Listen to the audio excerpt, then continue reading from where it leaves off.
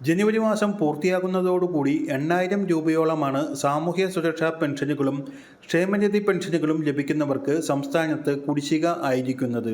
മാസം 1,600 രൂപ വീതമുള്ള 5 മാസത്തെ ക്ഷേമ പെൻഷനാണ് സംസ്ഥാന സർക്കാർ വിതരണം ചെയ്യാതെ കുടിശ്ശിക ആക്കിയിരിക്കുന്നത്. ജനുവരി മാസം അവസാനമെങ്കിലും ക്ഷേമ പെൻഷൻ കുടിശ്ശികയുടെ ഭാഗികമായ വിതരണത്തിനും മറ്റ് സർക്കാർ ചെലവുകൾക്കുമായി അടിയന്തരമായി കടമെടുക്കുവാൻ അനുവദിക്കണമെന്നും ഇതിനായി ഒരു ഇടക്കാല ഉത്തരവ് പുറപ്പെടുവിക്കണമെന്നും ആവശ്യപ്പെട്ടുകൊണ്ട് കേരളം സുപ്രീം കോടതിയിൽ ഹർജി സമർപ്പിച്ചിരുന്നു. 2,500 കോടിയോളം വായ്പാ അനുമതി നേരത്തെ കേന്ദ്രത്തിൻ്റെ ഭാഗത്തു നിന്നും സംസ്ഥാനത്തിന് ലഭിച്ചിരുന്നു.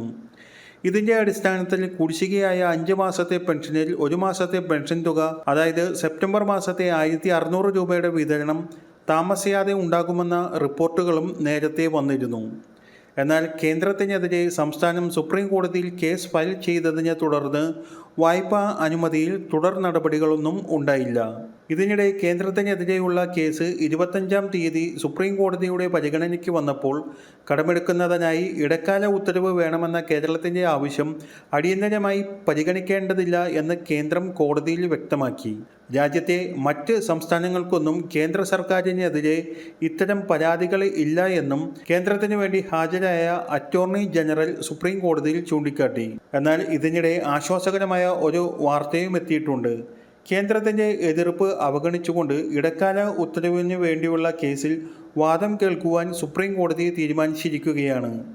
സാമ്പത്തിക വർഷം അവസാനിക്കുന്ന മാർച്ച് 31-നകം പ്രൊവിഡന്റ് ഫണ്ടിലേക്കുൾപ്പെടെ സംസ്ഥാനത്തിന് പണമടയ്ക്കേണ്ടതുണ്ട്. ഇതിനു പുറമെ ശമ്പളം, പെൻഷൻ, ക്ഷേമ പെൻഷൻ, മറ്റ് ക്ഷേമ ആനുകൂല്യങ്ങൾ എന്നിവയ്ക്കും പണം നൽകേണ്ടതുണ്ട്.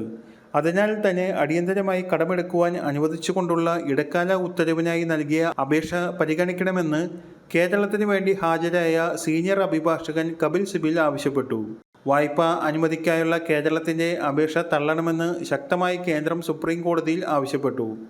എന്നാൽ കേരളത്തിൻ്റെ ആവശ്യം തള്ളണമെങ്കിൽ പോലും തങ്ങൾക്ക് കേന്ദ്രത്തിൻ്റെ ഭാഗത്തു നിന്നും രേഖാമൂലമായ മറുപടി വേണമെന്ന് സുപ്രീം കോടതി ആവശ്യപ്പെട്ടു. ഫെബ്രുവരി 13-ന് കേരളത്തിൻ്റെ ആവശ്യം പരിഗണിക്കാമെന്നും സുപ്രീം കോടതി വ്യക്തമാക്കി. എന്നാൽ ഫെബ്രുവരി 5-ന് നടക്കാൻ പോകുന്ന സംസ്ഥാന ബജറ്റിൽ ക്ഷേമ പെൻഷൻ തുക ഉയർത്തുമെന്ന് നവകേരള സദസ്സിൽ വ്യക്തമാക്കിയിട്ടുള്ളതിനാൽ പെൻഷൻ കുടിശ്ശിക ഭാഗികമായെങ്കിലും വിതരണം ചെയ്യുവാൻ സർക്കാർ സഹകരണ സംഘങ്ങളിൽ നിന്നടക്കം വായ്പ എടുക്കുന്ന നടപടികളിലേക്ക് കടന്നിരിക്കുകയാണ്. ഫെബ്രുവരി തുടക്കത്തിൽ തന്നെ ആദ്യഘട്ട വിതരണ നടപടികൾ ഉണ്ടാകുമെന്നാണ് അറിയുന്നത്.